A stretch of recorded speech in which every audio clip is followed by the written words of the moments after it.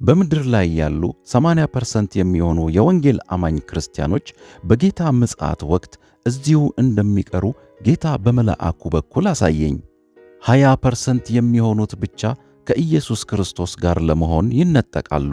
ይህ ለእውነተኛ ክርስቲያኖች ብቻ ነው። በዚህ ጊዜ ታማኙን ወዳጄን መንፈስ ቅዱስን እጋብዛለሁ። በውስጤ የሚናገረው እርሱ ይሁን፣ ስለ ሰጠኝ ልምምድ የሚመሰክረው እርሱ ይሁን። እውነት ለመናገር ስለዚህ ነገር መናገር አልፈልግም። ምክንያቱ ለምን እንደሆነ ታውቃላችሁ? በጣም የማያምኑ ሰዎች ያሉት ቤተ ክርስቲያን ውስጥ ነው።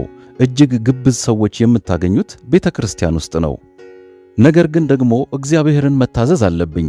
የምነግራችሁ እጅግ ከባድ የሆኑ መገለጦች ናቸው።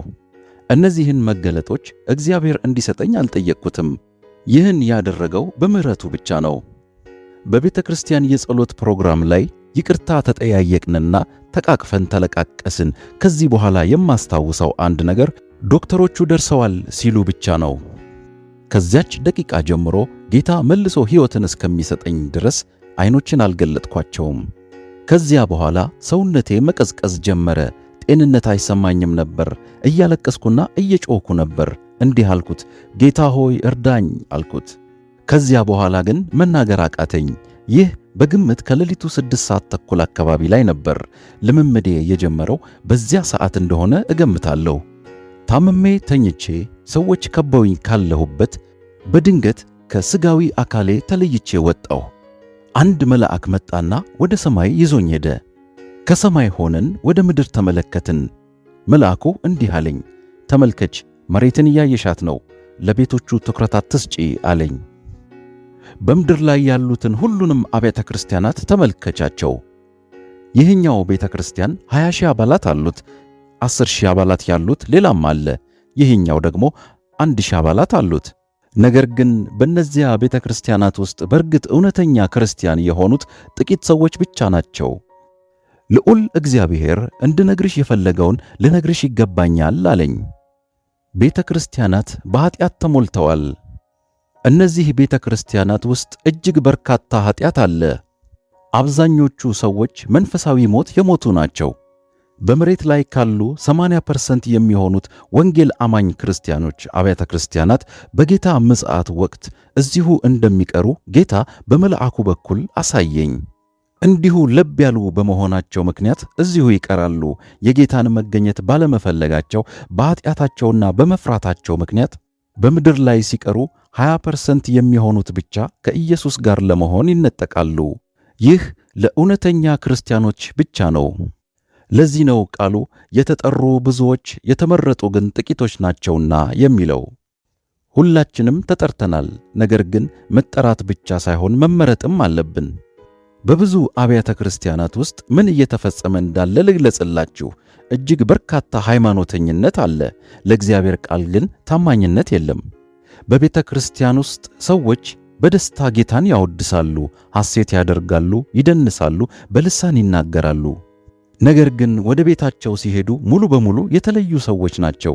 ድርጊታቸው እንደ ዲያብሎስ ይሆናል። እየተፈጸመ ያለው ይህ ነው። ሰዎች ወደ ቤታቸው ይሄዱና የእግዚአብሔርን ልብ የሚጎዳ የሚያሳዝን ነገር ይናገራሉ። በቤታቸው አይጸልዩም፣ የእግዚአብሔርን ቃል አያነቡም፣ ወይም የእርሱን መገኘት አይፈልጉም። እግዚአብሔር ማንኛችንም ከመነጠቅ እንድንቀር አይፈልግም። 80% የሚሆኑ የቤተ ክርስቲያን ምዕመናን ለጌታ ዳግም ምጽአት ገና ያልተዘጋጁ መሆናቸው ያሳዝነኛል። ለምን እንደሆነ ታውቃላችሁ? ምክንያቱም የክርስቶስን ፍቅር በእውነት የሚያሳዩ ጥቂት አብያተ ክርስቲያናት ብቻ ናቸው። ይዞኝ የሄደው መልአክ በብዙ መላእክት መካከል ይዞኝ ገባ። አሁን መላእክቱ ጸጥ አሉና ኢየሱስ ይናገረኝ ጀመር። እንዲህ አለኝ፣ ልጄ ምን ያህል ሕዝብ ተስፋ እንደቆረጠና ወደ ኋላ እንደተመለሰ ማየት ልቤን ያሳዝነዋል። ለሕዝቤ ወደ ቀድሞው መንገድ ወደ መጀመሪያው ፍቅር እንዲመለሱ ንገሪያቸው። ወደፊት ስለሚመጡ ፈተናዎች አትስጉ። እኔ ታግሼ ያሳለፍኳቸውን ፈተናዎች ልትረዱት አትችሉም። ወደፊት መግፋት አለብን፣ ምክንያቱም ደፋሮች ብቻ ወደ መገኘቱ ይገባሉ። ክርስቲያኖች ወደ ቤተ ክርስቲያናችሁ ስትመለሱ ወንድሞችን ማበረታታት አለባችሁ። ሁላችንም በክርስቶስ አንድ ቤተሰብ ነን። እግዚአብሔርን እንዲፈልጉ ልታበረታቷቸው ይገባል። እግዚአብሔርን እንዲፈልጉ ግብዝነትን እንዲተዉ ንገሯቸው። ጌታ ምን እንዳለኝ አድምጡ። ቤተ ክርስቲያኔ የትኛውን ትእዛዝ እንደረሳች ታውቂያለሽ? አንዳንዶች ፍቅር ብቻ እንደሆነ ያስባሉ። አንዳንዶች እምነት ብቻ ነው ብለው ያስባሉ። በቤተ ክርስቲያኔ ውስጥ የተረሳው ትእዛዝ ግን ቅድስና ነው። ቃሌ እንዲህ ይላል፣ እኔ ቅዱስ ነኝና ቅዱሳን ሁኑ። ይህ ጌታ የተናገረኝ ነው። በውስጣችንም በውጫችንም ቅዱሳን ልንሆን ይገባል። ንጹሕ ልብ ሊኖረን ይገባል። በእርሱ መገኘት የተሞላ ንጹሕ ልብ፣ በፍቅሩ የተሞላ ልብ፣ በእግዚአብሔር የተሞላ ልብ። ከዚያም መልአኩ ተጠጋኝና እንዲህ አለኝ፣ ተዘጋጅተሻል? ጌታ ለዚህ ዓላማ ልኮናል። ጌታ ፍርሃቴን ሁሉ ከውስጤ ወሰደልኝና እንዲህ አልኩት፣ አዎ ተዘጋጅቻለሁ። መልአኩም ጥሩ እየጠበቅንሽ ነው አለኝ። ይህኛው ልምምዴ ከሌሎቹ ከሁለቱ የተለየ አይነት ነበር። በዚህ ጊዜ ወደ መንግሥተ ሰማይ በቀድሞ አይነት መንገድ አልተጓዝኩም። በዚያው ቅጽበት ወደ መንግሥተ ሰማይ ገባሁ። ራሴን ስመለከት ነጭ ልብስ እንደለበስኩ አስተዋልኩ። መራመድ ጀመርኩ። መላእክቱ ጌታን ያለማቋረጥ ያመልኩታል። ከዚያም ያ መልአክ እንዲህ አለኝ፣ ዙሪያሽን ተመልከች፣ የምናሳይሽ ብዙ ነገሮች አሉ። አበቦችንና ያማረ የአትክልት ስፍራን አየሁ። የአትክልት ስፍራውን ስናልፍ በልጆች የተሞላ ስፍራ ደረስን። እነዚህ ልጆች ከ2 እስከ 3 ዓመት ይሆናቸዋል። እየተጫወቱና እየዘመሩ ነበር። በመደነቅ እየተመለከትኳቸው ሳለ መልአኩ እንዲህ አለኝ፣ ተመልከች፣ የእግዚአብሔር መንግሥት እንደነዚህ ላሉት ናት። ይህንን አስታውሽ፣ መንግሥተ ሰማያት ልባቸውን ለሚከፍቱ ብቻ ናት። አብዛኞቹ እነዚህ ልጆች የተገደሉ ናቸው። እናቶቻቸው ሕይወታቸውን ነጥቀዋቸዋል አለኝ። ወደ ልጆቹ መራመድ ስጀምር ወደ እኔ ተጠጉ፣ እጅግ ወደ እኔ ተጠጉ። አጠገቤ የነበረው መልአክ ዛሬ ጌታ ትልቅ የልጆች ፍቅር ሰጥቶሻል አለኝ። አንዳንድ ጊዜ ልጆችን እወድ ነበር፣ ነገር ግን አንዳንድ ጊዜ ደግሞ ባህሪያቸውን እጠላ ነበር። ጸጥ ብለው ሲቀመጡ ብቻ ነበር እምወዳቸው። መልአኩ ግን እግዚአብሔር ለልጆች አዲስ ፍቅር ሰጥቶሻል፣ ወደ መሬት ስትመለሺ ለነሱ እንደ ማር ትሆኝላቸዋለሽ፣ እነሱም ይፈልጉሻል፣ አንቺም ትባርኪያቸዋለሽ። እግዚአብሔር የልጆችን ፍቅር በልብሽ ውስጥ ለምን እንዳስቀመጠ ታውቂያለሽ? እግዚአብሔር ነፍሳቸውን እንድትማርኪለት ይፈልጋል። በገሃነም ውስጥ ብዙ ልጆች አሉ። ወላጆቻቸው እንዲያውቁ መናገር አለብሽ። የዚህ ትውልድ ልጆች አመፀኞች ናቸው፣ ወላጆቻቸውን አይታዘዙም። ዛሬ ልጆች በቴሌቪዥን በኩል በዲያብሎስ እየተታለሉ ነው። የሚያዩዋቸው አብዛኞቹ ፕሮግራሞች ፈጽሞ አያንጿቸውም። ወላጆቻቸው ሳያውቁ ብዙ ክፉ ፕሮግራሞችን ይከታተላሉ። በቲቪ የሚተላለፉ የካርቱን ፊልሞች ትምህርታዊ አይደሉም፣ የክፋት ናቸው። ልጆች አእምሮአቸው በእነዚህ የካርቱን ፊልሞች ይሞላና አመፀኞች ይሆናሉ። ያለማቋረጥ ለወላጆቻቸው የማይታዘዙ ይሆናሉ። በእነዚህ ምክንያቶች ልጆች ፍጻሜያቸው በገሃነም ይሆናል። የእግዚአብሔር መንግሥት ለልጆች ናት፣ ነገር ግን በልባቸው ኢየሱስ ላለ ልጆች ብቻ ነው። በጣም ብዙ ሕፃናት በእናታቸው ማኅፀን ሳሉ እናትና አባቶቻቸው ጽንስ ያቋርጣሉ። በዚህም ምክንያት ልጆች ወደ እግዚአብሔር ይሄዳሉ። ነገር ግን በመሬት ላይ ያሉ ወላጆቻቸው ነፍሰ ገዳይ ይሆናሉ። የእግዚአብሔር ቃል ነፍሰ ገዳይ መንግሥተ ሰማይ አይገባም ይላል። ምን ያህል ወላጆች የልጆቻቸውን ሕይወት መንጠቃቸውን ማወቄ ልቤን አሳዘነኝ። ንስሐ ገብታችሁ እግዚአብሔርን ይቅርታ ካልጠየቃችሁ በፍርዳችሁ ቀን የሚሆነው እናንተ ላይ ሊመሰክሩ ይመጡና እንዲህ ይሏችኋል፣ አንቺ እናቴ ነበርሽ፣ አንተ አባቴ ነበርክ፣ ሕይወቴን ነጠቅሽኝ፣ ሕይወቴን ነጠቅከኝ። ያን ጊዜ የሚሰማችሁን ሕመም ልትገምቱ ትችላላችሁ። ይወዷችኋል፣ ይቅርም ይሏችኋል። ነገር ግን ለዚያ ኀጢአት ንስሐ ካልገባችሁ ለዘላለም ወደ ገሃነም ትሄዳላችሁ። በቤተ ክርስቲያን ውስጥ ይህ ኀጢአት ይፈጸማል። ከመላእክቱ ጋር ያን ስፍራ ለቀቅንና ኢየሱስ ወደ ነበረበት ስፍራ ማምራት ጀመርን። ይበልጥ ደስ እያለኝ መጣ። ወደ ጌታ ስጠጋ እጄን ያዘኝ። እጄን ሲነካኝ ልክ በአፍቃሪ አባት የሚነካ አዲስ የተወለደ ሕፃን የሆንኩ አይነት ተሰማኝ። ኢየሱስ እጄን ከያዘኝ በኋላ ወደ አንድ ስፍራ መጓዝ ጀመርን። ስፍራው ዝቅ ያለና በጨለማ የተዋጠ ነበር። እጅግ ትልቅ የእቶን እሳት በርቀት ይታየኝ ነበር። ኢየሱስም ወደ ገሃነም ልንሄድ ነው አለኝ። በውስጡ ምን እንዳለ አሳይሻለሁ። በዚያ ስፍራ ብዙ ፓስተሮች፣ ወንጌላውያን፣ ነቢያትና ሐዋርያት አሉ። እነዚህ ሰዎች በአንድ ወቅት እኔን ያገለግሉኝ ነበር፣ ነገር ግን አሁን በዚህ ስፍራ አሉ። መጮህ ጀመርኩና ጌታን እንዲህ አልኩት፣ ጌታ ሆይ ይህንን ከዚህ በላይ ማየት አልፈልግም አልኩት። ነገር ግን መዝጊያ በር የመሰለ ቦታ እስከምንደርስ ድረስ በጠባብ ጨለማ መንገድ መሄድ ቀጠልን። መዝጊያው ተከፈተና ወደ ውስጥ ገባን። ልክ እንደ ገባን አንድ ሰው እንዲህ እያለ ሲጮህ ሰማሁ። አባት ሆይ አባት ሆይ ከዚህ አውጣኝ፣ ከዚህ በላይ ልቋቋመው አልችልም። ጌታን እንዲህ ስል ጠየቅኩት፣ ይህ ማን ነበር? መሬት እያለ የሚያውቅህ መሆን አለበት። ምክንያቱም አንድ ወቅት ያገለግሉህ የነበሩ ሰዎችን እንደምታሳየኝ ነግረኸኛል። ነገር ግን በገሃነም እያለ ለምን አባት ብሎ እንደጠራህ ሊገባኝ አልቻለም። ጌታ እንዲህ አለኝ፣ ፓስተር ነበር። ሰውየው ልክ በእጁ መጽሐፍ ቅዱስ እንደያዘ አይነት በማስመሰል ቆሞ ነበር። እንዲህ እያለም ይሰብካል፣ ወንድሞቼ ንስሐ ግቡ፣ የክርስቶስ ቤተ ክርስቲያን ንስሐ መግባት አለባት። ጌታን እንዲህ ጠየቅኩት፣ ጌታ እዚህ ለምንድን ነው የሚሰብከው? ጌታም እንዲህ አለኝ፣ ሰዎች ምድር ላይ ያደርጉ የነበረውን እዚህም መቀጠል አለባቸው። ይህንን ሳይ ማልቀስ ጀመርኩ። እንዲህ ስል ጠየቅኩት፣ ፓስተር ከነበረ ለምንድን ነው እዚህ ስፍራ የሆነው? ልጄ በዚህ ምክንያት ነው።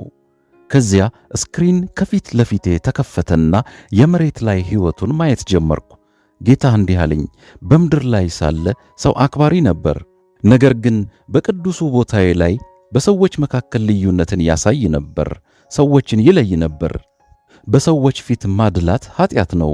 ብዙ ጊዜ ልዩነትን እያሳየ ከመድረክ ላይ ይሰብክ ነበር። ሀብት ላላቸው ሰዎች፣ ከፍ ያለ የኑሮ ደረጃ ላላቸው ሰዎች ያደላል። እነዚህ ሰዎች ገንዘብ ነበራቸው፣ ነገር ግን ቃሌን አይፈሩም ነበር። በልባቸው የእግዚአብሔር ፍርሃት የለም። ከዚያ እንዲህ ስል ጮኽኩ፣ ጌታ ሆይ በሰዎች ፊት ማድላት ኃጢአት መሆኑን አላውቅም ነበር። ጌታ እንዲህ አለኝ፣ አዎ ልጄ፣ ብዙ ሰዎች እኔን ለማገልገል ፈልገው የቤተ ክርስቲያን አባል ይሆናሉ፣ ነገር ግን በአገልግሎት እንዲሳተፉ አይፈቅዱላቸውም። ይህ ፓስተር በሰዎች መካከል መድሎ በመፈጸሙ ፈጽሞ ንስሐ ገብቶ አያውቅም። በዚህ ኃጢአት ምክንያት ብዙ ሰዎች ፈጽሞ ወደ እኔ ሊመጡ አልቻሉም። አሁን በዚህ ስፍራ ያለው ለዚህ ነው። በዚህ ጊዜ ሰውየው ወደ ኢየሱስ ተመለከተና እንዲህ አለ፣ አባት ሆይ ከእንግዲህ እዚህ መቆየት አልችልም። ከዚህ ስፍራ እባክህ አውጣኝ። ንስሐ ለመግባት ዝግጁ ነኝ። ከእንግዲህ በኋላ ኃጢአት አልሰራም አለ። እባክህ አንድ ብቻ የንስሐ ዕድል ስጠኝ አለው። ጌታም ግን እንዲህ አለው፣ ላንተ ሌላ ተጨማሪ ዕድል የለህም፣ እጅግ ዘግይተሃል አለው። ጌታ ይህንን ሲል ፓስተሩ መራገምና መሳደብ ጀመረ። ይህንን ሳይ ጌታን ለመንኩት፣ ጌታ ሆይ ሌላ ተጨማሪ ማየት አልፈልግም፣ እባክህ ከዚህ ስፍራ እንውጣ አልኩት። በሰዎች መካከል ልዩነት የሚያሳዩ አብያተ ክርስቲያናት አሉ። ይህ ኃጢአት ነው። እያንዳንዱ ነፍስ እኩል የደህንነት ጥሪ አለው። በሰዎች መካከል ማድላት ኃጢአት ነው ብዬ ለሰዎች እንድነግር ጌታ ነገረኝ። እዚህ ጋር አንድ ነገር ላስታውሳችሁ። ይህን ሁሉ ሲናገረኝ ጌታን ዓይኑን እና ፊቱን አይቼው አላውቅም። ሁሌም የማየው ልብሱንና እጆቹን ነበር። ፊቱን ለማየት በሞከርኩ ቁጥር ዓይኖቼ የታወሩ አይነት ሆኖ ይሰማኝ ነበር። ለበርካታ ጊዜ እንባው በልብሱ ላይ ሲንከባለል አይቻለው። ጫማው ክፍት ሆኖ ጥልፍልፍ ሲሆን ከወርቅ የተሠራ ነው። እንባው ጫማው ላይ ሲደርስ ክሪስታል ይሠራል። ወደ ሲኦል በሚገቡ ሰዎች ልቡ በጣም ያዝናል። በምድር ላይም ኃጢአት ስንሠራ ልቡ ክፉኛ ያዝናል። እግዚአብሔር ኃጢአት እንድንሠራ አይፈልግም። ከኃጢአት እስራት ነፃ ሊያወጣን ይፈልጋል። የእግዚአብሔር ፈቃድ በመንፈስ እንድንመላለስ በሥጋ ምኞት እንዳንሞላ ነው። ለመንግሥቱ ትልቅ ነገር እንድንሠራ ይመኝልናል። ጌታ ቀጥሎ እንዲህ አለኝ፣ በቤተ ክርስቲያን በመድረኮች ላይ የሚፈጸም ሌላ ኃጢአት አሳይሻለሁ።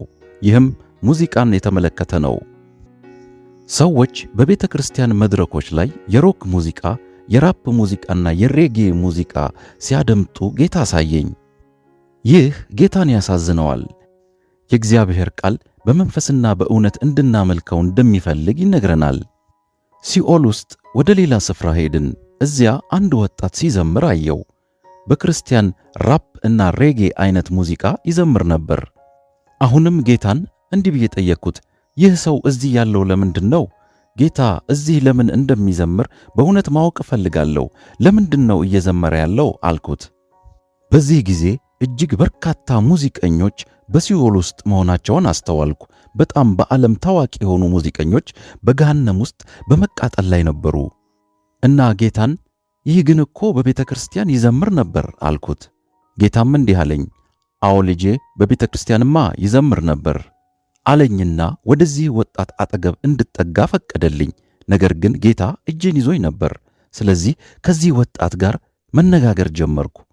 ስሜ ማርቆስ ይባላል አለኝ። እዚህ ያለሁት ጌታን ስላላመለኩት ነው። በራፕ ሙዚቃ ስታይል እዘምር ነበር። በቤተ ክርስቲያን ውስጥ እነዚህን መዝሙሮች እዘምር ነበር። ነገር ግን መጸለይ አልወድም ነበር። የጸሎት ሕይወት አልነበረኝም። የእግዚአብሔርን መገኘት መፈለግ አልወድም ነበር። እነዚያንም መዝሙሮች የዘመርኩበት ዓላማ ወጣቶቹን ወደ ቤተ ክርስቲያን ለመሳብ ነበር። የወንጀለኞች ቡድን አባላት ወደ ቤተ ክርስቲያን እንዲመጡ ፈልግ ነበር። ሰዎችን መሳብ ያለበት እግዚአብሔር መሆኑን አልተረዳሁም። በእነዚያ ልቦች ላይ የሚሠራው እግዚአብሔር ብቻ ነው። ወደዚህ ወደ እሳት ስፍራ ያመጣህ ሌላ ምክንያት አለህ ብዬ ጠየቅኩት። አዎ አለ አለኝ። ኩራት ነበረብኝ። ወደዚህ የስቃይ ስፍራ ያመጣኝ አንዱ ምክንያት እሱ ነው አለኝ። በዚህ ስፍራ አጋንንቶች ያለማቋረጥ እያሰቃዩኝ ይስቁብኛል። እንዲህ ይሉኛል፣ ዓለማዊ ሙዚቃ ወይም ዘፈን ወጣቶችን ወደዚህ እሳት ውስጥ ለማምጣት የምንጠቀምበት መሳሪያ ነው። ማርቆስ ይህን ከኔ ጋር ሲያወራ ሙሉ በሙሉ ታስሮ ነበር። እባክሽ ልትረጅኝ ትችያለሽ አለኝ። እኔም ብችል ኖሮ እረዳህ ነበር፣ ነገር ግን አልችልም አልኩት። ከዚህ ስፍራ መቼም ቢሆን መውጣት እንደማልችል አውቀዋለሁ አለኝ። ተመልከችኝ፣ እየተሰቃየው ነው። ስሞት በመተላለፊያው ዋሻ ውስጥ ወደቅኩ። በመተላለፊያው ውስጥ ከወደቅኩ በኋላ ገሃነም ውስጥ ሳርፍ ሰውነቴ ፈነዳ። ትሎች ከሰውነቴ ውስጥ ወጥተው እስካሁን ድረስ በስቃይ ውስጥ አለሁ። ሰውነቴ ተበላሽቶ የእቶን እሳት እኔን ማንደዱን ቀጠለ። ከእንግዲህ ልቋቋመው አልቻልኩም። እኔም ማርቆስ በምድር ሳለህ ንስሐ የመግባት ዕድል ነበረህ አልኩት። እሱም እንዲህ አለኝ፣ ለወጣቶች ኢየሱስን እንዲያመልኩ ንገሪያቸው።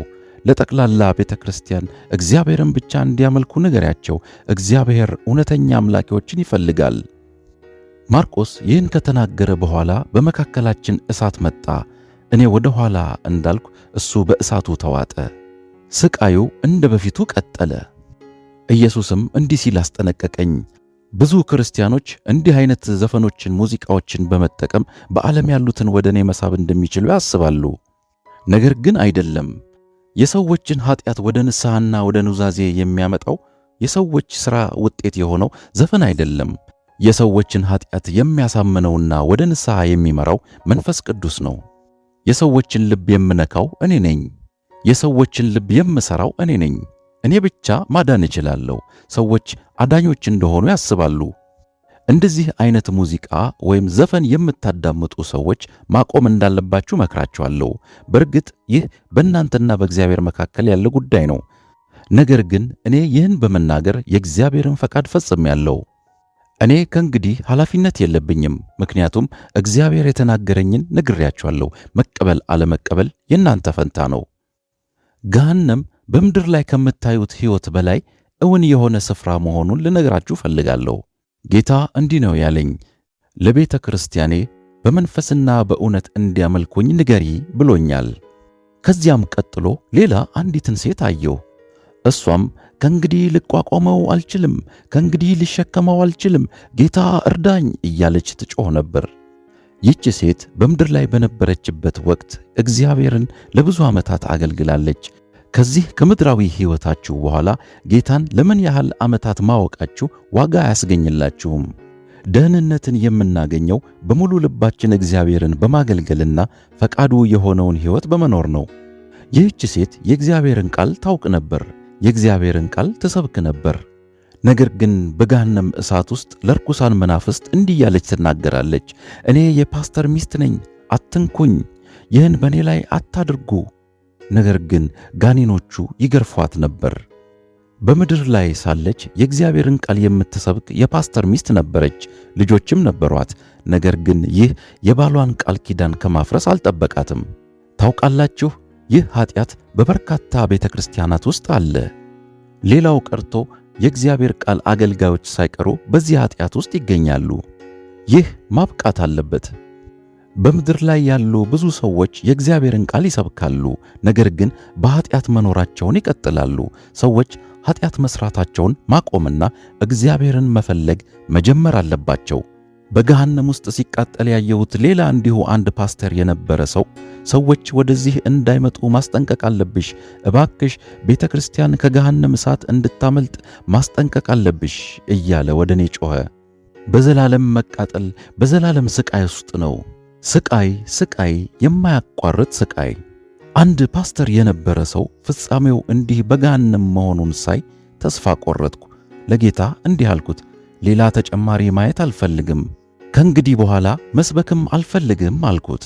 ጌታ ግን እንዲህ አለኝ፣ ፈቃዴን መፈጸም አለብሽ፣ መታዘዝ አለብሽ አለኝ። እያለቀስኩ ነበር።